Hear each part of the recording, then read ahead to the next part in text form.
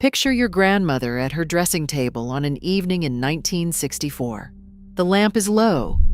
On the table sit a jar of cold cream, a bottle of glycerin, and a tin of petroleum jelly. This was the last thing she did every night, and it was a system, not vanity. Here is what she understood. Your skin loses the most water and does its deepest repair at the same time while you sleep. Seal it in, and you wake to a face that has mended itself. Dermatologists call that occlusion now. She just called it her night cream. Hit that subscribe button because what you are learning here might change how you think about the products filling stores today.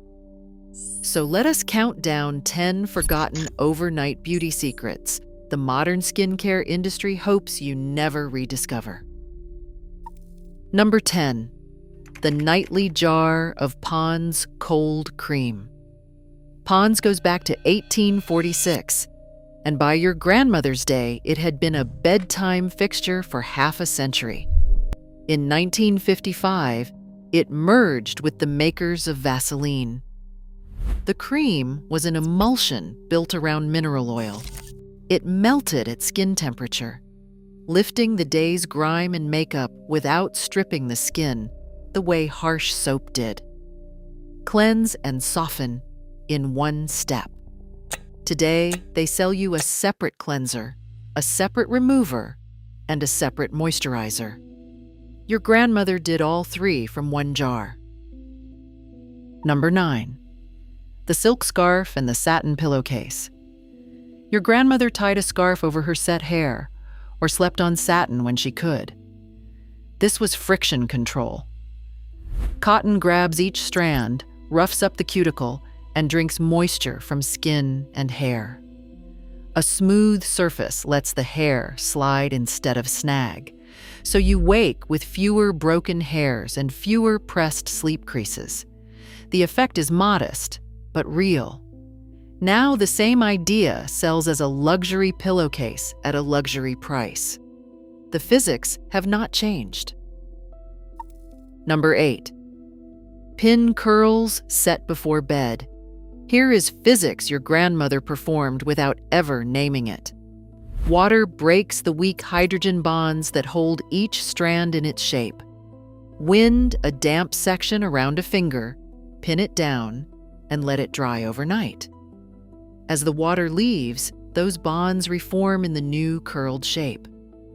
No heat, no damage. Today, we reach for a hot iron that hits 400 degrees and fries the cuticle to force the same shape in minutes. But her method never gave her heat damage.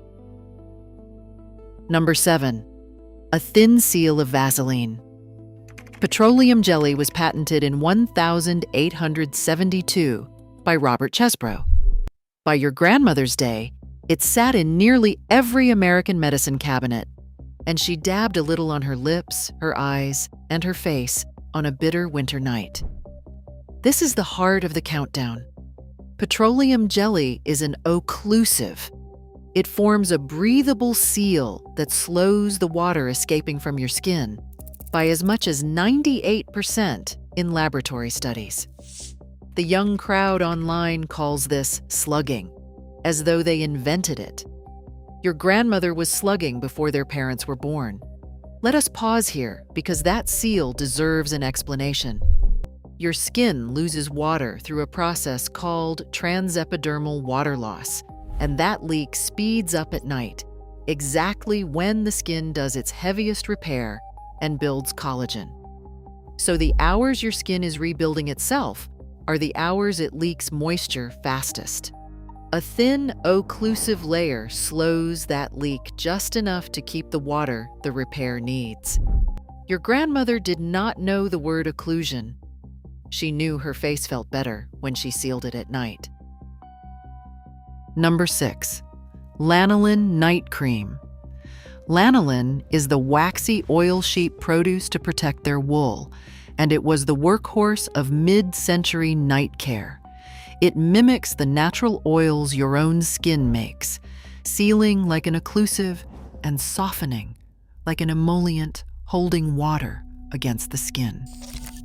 One thick application left rough hands feeling new by morning. Your grandmother knew it by its faintly sheepish smell. Modern marketing taught a generation to fear anything greasy, so they swapped it for a light lotion that evaporates in an hour. Number 5. Glycerin and rosewater. This was the homemade tonic on 1,000 shelves, and your grandmother smoothed it on before her heavier cream. Glycerin is a humectant. It acts like a magnet for water, drawing moisture into the thirsty outer layer of skin and holding it there. Pair a humectant underneath with an occlusive on top, and you have the entire logic of good moisturizing. Draw water in, seal water in.